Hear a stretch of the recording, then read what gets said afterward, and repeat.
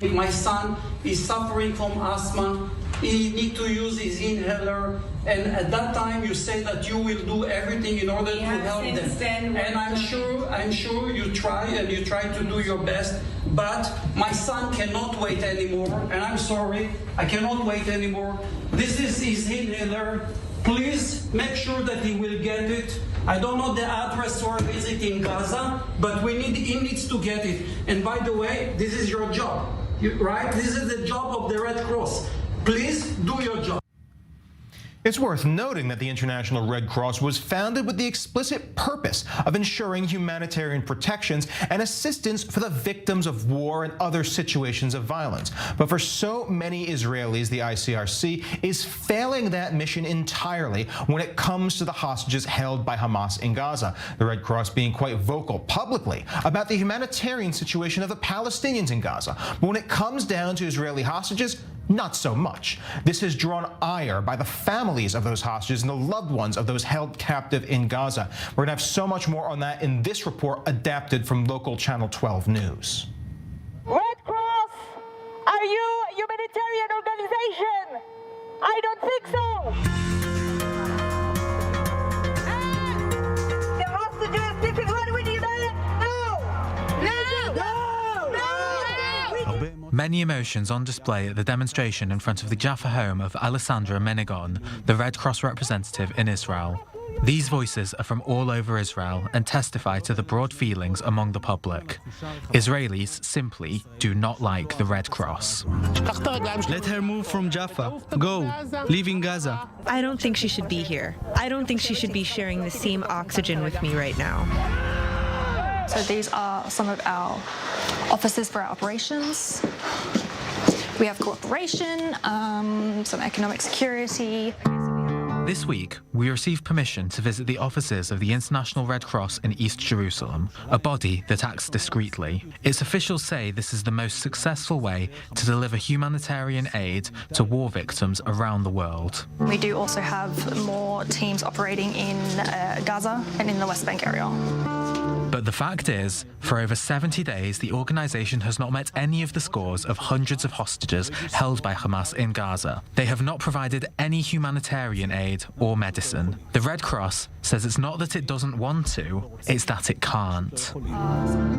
People sometimes have the idea that the Red Cross is an organisation that can achieve anything in conflict, that we can swoop in anywhere, we can access anywhere, and while we work so that we can do this, we always need the agreement of parties in conflict. One of the fundamental principles of the Red Cross is the fact that it is neutral.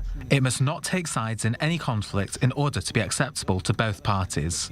Our neutrality means that sometimes publicly we don't say things so that behind the closed doors in the direct discussions with the people involved, with the parties involved, with Hamas, we can say what needs to be said and know that we can have that dialogue, that we can engage with them.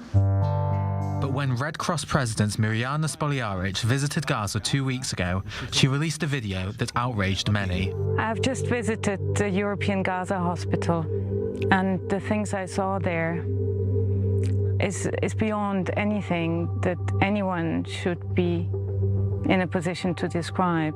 It took her a minute and a half to mention the Israeli abductees, and then it appeared only casually. We have to protect the rights of the hostages. When she arrived in Israel for a short visit, she met the members of the families of the abductees. They had harsh words for her. My son is suffering from asthma. This is his inhaler. Please make sure that he will get it. I don't know the address for a visit in Gaza, but he needs to get it. In recordings obtained by Yulan Cohen, the tone of the meeting is clear. Being 2 months, and the Red Cross haven't said a word publicly condemning what happened when the daughter said. We did. I did. Yes. This baby and this child didn't come back. Look. Wait, let me finish, please.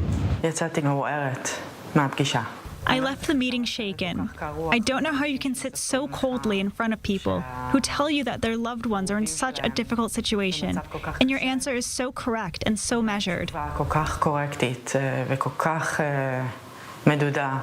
My son has a colitis disease and needs his medicine. I don't want my son that will come back in a black plastic bag. You've been at Gaza last week at the Palestinian hospitals. If they afford you to go inside Gaza, you need to ask or maybe to condition it by medicine for our kids or beloved that are injured and they are sick. The members of the families also brought up Spoljarich's message from Gaza. As I saw it, I thought the ICRC is going only on one side. So I'm asking you, if the Hamas don't give you any operation to go to the hostages or to give us the sign of life, don't go inside Gaza. Israel and the abductees' families expect the Red Cross to take a clear position against Hamas. The organization claims it cannot do this. Public pressure on Hamas. It's not going to work because if the more public pressure we seemingly would do, the more they would shut the door. Well, I'm not sure about that. Yes, they would. They would. A condemnation by the Red Cross, which has such a large platform and so many international connections, can change the narrative in the entire world as soon as it condemns Hamas. And that will change the story here as well for the abductees. About 3 weeks ago, Israel held its breath when some released abductees made their way from Gaza to the Egyptian Rafah crossing in Red Cross jeeps. That sparked the criticism that this is what the organization's activity is all about, a shuttle service. You're like a taxi cab. You're an Uber. You should be ashamed of yourself. You call it Uber, you call it taxi, you call it not enough, and I might even agree not enough, but everything we could, we have done it. Maybe we're only a taxi, but we did it. Nobody else did it. After the disappointment of the meeting with the president, the abductees' families' campaign headquarters decided to intensify the fight against the organization by placing a container to collect medicines and sanitary equipment in Hostages Square in Tel Aviv. They intend to pass it on to the Red Cross offices and from there to the Kerem Shalom crossing on the border of the Gaza Strip.